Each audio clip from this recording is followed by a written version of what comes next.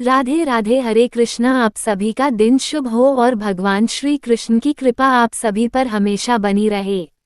आज माघ मास का 18वां दिन है। 18वें दिन के माघ मास का महात्म्य सुनने से पहले हम सुनेंगे भगवान के एक सच्चे भक्त की कथा।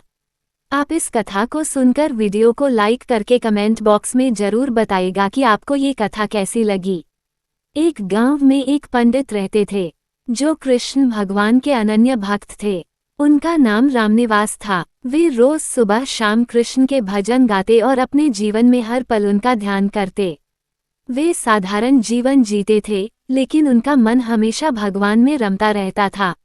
एक दिन गांव में एक बड़ा त्योहार मनाया जा रहा था। गांव वाले पंडित जी से अनुरोध करने आए कि वे कृष्ण के भजन गाकर उस दिन के आयोजन को विशेष बनाएं। पंडित जी ने खुशी खुशी स्वीकार कर लिया, लेकिन उन्होंने एक शर्त रखी। उन्होंने कहा, मैं कृष्ण के भजन केवल तब गाऊंगा जब इस आयोजन में किसी प्रकार का अहंकार या दिखावा न हो। ये सब भगवान के प्रति सच्चे प्रेम से होना चाहिए। त्योहार का दिन आया और पूरा गांव आयोजन में शामिल हुआ। पंडित जी ने भजन गाने शुरू किए। उनकी आवाज में एक अजीब सी शक्ति थी, जैसे भगवान खुद उस संगीत में समाये हों। गांव वालों ने उस दिन भगवान श्री कृष्ण के प्रति अपनी श्रद्धा को और गहराई से महसूस किया। लेकिन आयोजन के बाद कुछ लोग पंडित जी की पूजा को लेकर आलोचना करने लगे। उन्होंने कहा कि पंडित जी ने भजन में कुछ छेड़छाड़ की थी और उसे उन्होंने बस अपनी प्रसिद्धि के लिए किया था। पंडित जी ने इसे गंभीरता से लिया और न किसी को सफाई दी, न जवाब दिया। वे केवल भगवान कृष्ण की भक्ति में डूबे रहे, क्योंकि उन्हें पता था कि भगवान के सामने न कोई बड़ा है, न छोटा। वो सच्चे भक्त हर आलोचना को भगवान के चरणों में अर्पित कर देते थे। पंडित जी की यह सच्ची भक्ति और उनका तप उस गांव के लिए एक प्रेरणा बन गया। उनके जीवन से यह संदेश मिला कि भक्ति में न कोई शोर शराबा है, न किसी दिखावे की आवश्यकता है। असली भक्ति तो मन से भगवान के प्रति श्रद्धा और प्रेम में है।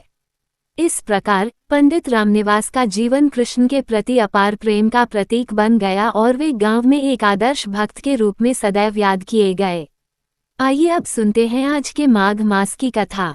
श्री वशिष्ठ ऋषि कहने लगे कि हे राजन, मैंने दत्तात्रेय जी द्वारा कहा माघ मास महात्म्य कहा, अब माघ मास के स्नान का फल सुनो। हे परंतप, माघ स्नान सब यज्ञों, व्रतों का और तपों का फल देने वाला है। माघ मास में स्नान करने वाले स्वयं तो स्वर्ग में जाते ही हैं, उनके माता और पिता दोनों के कुलों को भी स्वर्ग प्राप्त होता है। जो माघ मास में सूर्योदय के समय नदी आदि में स्नान करता है, उसके माता पिता के 7 कुलों की पीढ़ी स्वर्ग को प्राप्त होती है। माघ मास में स्नान करने वाले दुराचारी और कुकर्मी मनुष्य भी पापों से मुक्त हो जाते हैं और इस मास में हरि का पूजन करने वाले पाप समुदाय से छूटकर भगवान के सदृश शरीर वाले हो जाते हैं। यदि कोई आलस से भी माघ में स्नान करता है, उसके भी सब पाप नष्ट हो जाते हैं। जैसे गंधर्व कन्याएं राजा के श्राप से भयंकर कल को भोगती हुई लोमश ऋषि के वचन से माघ में स्नान करने से पापों से छूट गईं।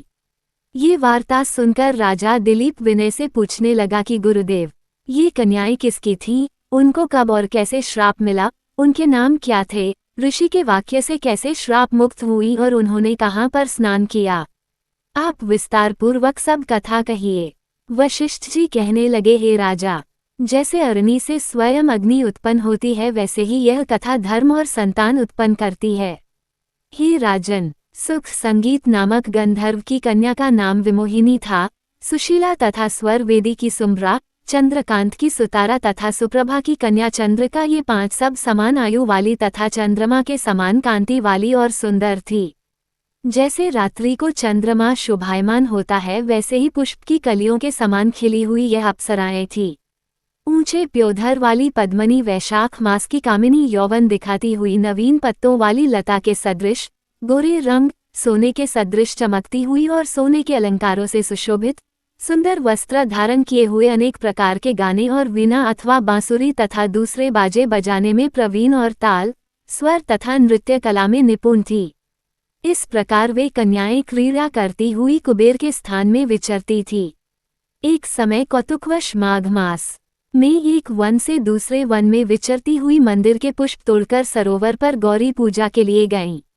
स्वच्छ जल के सरोवर में स्नान करके वस्त्र धारण कर मौन हो बालू मिट्टी की गौरी बनाकर चंदन, कपूर, कुमकुम और सुंदर कमलों से उपचार सहित पूजन करके ये पांचों कन्याएं ताल नृत्य करने लगी। फिर ऊंचे गांधार स्वर में सुंदर गीत गाने लगी। जब ये कन्याएं नाचने और गाने में लीन थी तो उस समय अच्छो नामक उत्तम तीर्थ में वेदनिधि नाम के मुनि के पुत्र अग्निप ऋषि स्नान को गए। वो युवा ऋषि सुंदर मुख, कमल सदृश नयन, विशाल छाती, सुंदर भुजाओं वाला, दूसरे कामदेव के समान था।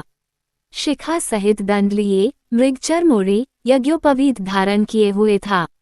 उसको देखकर पांचों कन्याएं मुग्ध हो गई और उसका रूप व यौवन देखकर कामदेव से पीड़ित हो देखो देखो कहती हुई उस ब्राह्मण के चित्त में कामदेव का डर उत्पन्न करने लगी और आपस में विचार करने लगी कि यह कौन है।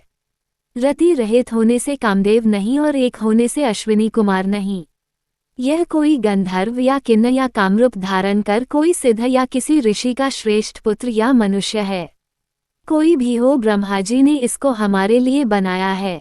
जैसे पूर्व कर्म के प्रभाव से संपत्ति प्राप्त होती है वैसे ही गौरी जी ने हम कुमारियों के लिए श्रेष्ठ वर दिया है और आपस में ये तुम्हारा वर है या मेरा अथवा सबका कहने लगी। जिस समय उस ऋषि पुत्र ने अपनी मध्याह्न की क्रिया करके वचन सुने तो वह सोचने लगा कि यह तो बहुत बड़ी समस्या उत्पन्न हो गई। ब्रह्मा, विष्णु, महेश आदि देवता तथा बड़े योगीश्वर भी स्त्रियों के भ्रमजाल में मोहित हो गए हैं। इनके तीक्ष्ण बाणों से किसका मनरूपी हिरण घायल नहीं हो सकता।